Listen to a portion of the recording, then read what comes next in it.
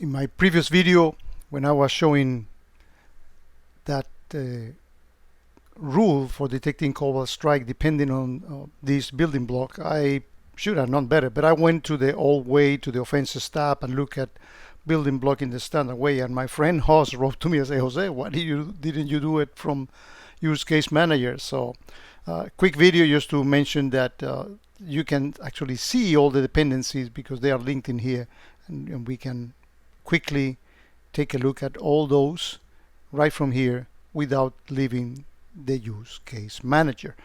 Since I got your attention, I wanted to make sure that you are aware that in the video description I also put the link to this report on cobalt strike capabilities and the techniques that I use in case that you want to know some more. Thanks, Jos, for pointing that out.